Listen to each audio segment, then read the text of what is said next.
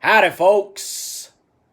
If you haven't heard by now, they're going to raise the minimum wage to $15 eventually. Is this good or bad? Is this just a trick or a band aid? Well, first, let's ask why the minimum wage needs to be raised in the first place. Well, inflation. Inflation is why the minimum wage needs to constantly be increased.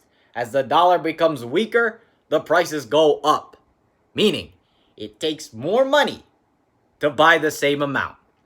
Now, my grandma, she used to say, bread used to cost a nickel. Used to be a nickel, right? The prices of the goods didn't just become significantly more valuable, and they don't cost significantly more. The value of the money just went down. And therefore, now it takes more money to buy the same amount as when bread was a nickel. Well, except for that 700% increase in labor cost from when it was a nickel. But why? Why did they have to raise the minimum wage so much anyway? Like I said, the answer is inflation. Well, why is inflation happening? Isn't that just a fact of life? Listen, we're all being convinced that inflation is just a fact of life. Well, it isn't. It isn't. The reason why there is inflation is simple. It's for a few reasons. A certain amount of money needs to be in the economy, in circulation, for the 99%, to drive the economy, to buy things, etc. But money is being removed from circulation of the 99%. And as money is removed from circulation, from the economy, this causes inflation. Because there always has to be a certain amount of money in the economy. Then what they do is they compensate by raising the minimum wage, which only increases inflation. So, for example, they make $5, they say that that's $10 now. Well, besides that, where's the money going that's causing it to be so inflated? Outsourcing. The money used to stay in the United States before outsourcing. Now the money gets sent to China. And since there's a huge trade deficit, not a lot of that money's coming back. It's not coming back to the USA. Worst yet, we send the money to China and then we borrow it back. We borrow it back from them at interest, adding to the national debt while devaluing the dollar. Where else is the money going? 1%. They're hoarding it. Worse yet, they're running a scam where instead of paying taxes, they lend the money back to the United States at interest. That 22 plus trillion dollars, imagine the interest that's being paid on that. And all that money is being removed from the economy, being removed from circulation. Here's the biggest con. Economic bubbles. Remember the Great Recession of 2008? Economic bubbles are mechanisms to transfer money to the 1% because they create fake value. And guess who pays for it? We the people do. Because the government continuously borrows money at interest from the 1% to fix the fake value that they create. And when their fake value economic bubble bursts, that's evidence of money being transferred. Then they lend the money back to the United States at interest. That's nuts. Instead of paying taxes, then inflation happens. Then they increase the minimum wage to compensate. But this is just a band-aid that increases inflation even more as the cost of everything rises. The cost of everything just keeps going up. And small businesses, they're always going to raise their prices to match the labor cost. And huge conglomerates, they're going to raise the cost of their goods, because they want to maintain their high profit margins. Yes, they don't need to, but they want to make as much as they did before the minimum wage raise. And they know that people have more, so they're going to pay more. This is why raising the minimum wage is a band-aid. If things keep going, that Benjamin, that $100 bill, that's going to be the new dollar someday. And instead of $5 for a loaf of bread, it will cost $50. Raising the minimum wage is futile. As the end result, we always end up back where we started.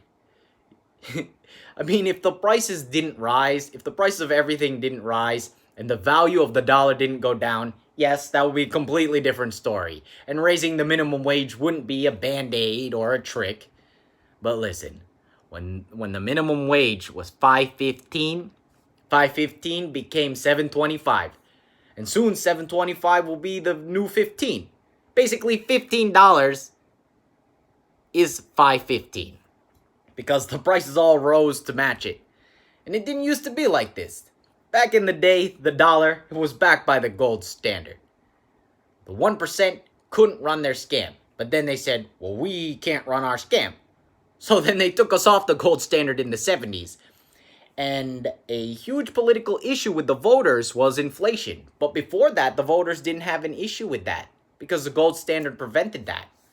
Now we're all being convinced that inflation is just a fact of life. Well, it isn't.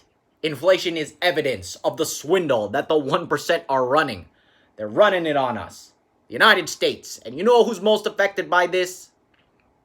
Let me tell you. All the people who worked hard their whole life and they saved for retirement.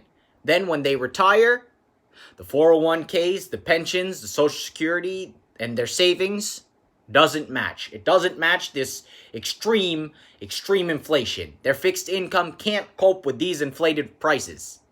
No wonder nobody saves anymore. Why would anyone save when 20 years from now their money's going to be worth half as much? Except for that measly 1% the bank gives you in interest. And it's not right. It's not fair.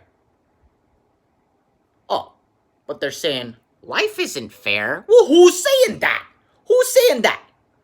Well, those who have it lopsided in their favor, off of the backs of the people. Something needs to be done, folks. Something needs to be done. Because those running this scam, they're corrupting the value of the dollar. And they're devaluing it with their inflation scam. They're even devaluing it for themselves. But they don't care. As long as they have more points. Well, we can no longer allow this to go on. Because if we do, we the people of the United States, we're going to lose big time. You know? What we need to do, instead of raising the minimum wage, is restoring the value of the dollar. Instead of giving us more devalued dollars, if the value of the dollar was worth twice as much, then $7.25, the current minimum wage, doubled in value, that would be $14.50. Then, if we did this, it will be like everybody got a raise. Not just the minimum, but the middle class, you know? And the retired people on fixed income. All their money's worth twice as much now, instead of half as much. And even those with a lot of money. Basically, everybody will get a raise. But the way it currently is, when the new $15 minimum wage goes into effect, those currently making $15, they're going to get a wage decrease. Because it's relative. And then everybody's money's going to be worth less. We want to win, not lose. So we have two options. We can either reduce the value of the dollar by double, or we can increase it by double. Well, how can we double it? Well, pay off the national debt. You know, negotiate it. Remove money from where it's pooling. And, you know, put it back into circulation for the 99%. Rather than the opposite of borrowing money from where it's pooling at interest and then adding it to circulation, thereby increasing the national debt, thereby devaluing the dollar. So listen, if you want your money to be worth more instead of less, which I'm down with that, give this a thumbs up, comment, and say, I want my money to be worth double. You know? Because like I said, I'm down with that. Here's the thing. We're going to move that mountain pretty soon, folks. And yeah, makes sense to me. How about to you?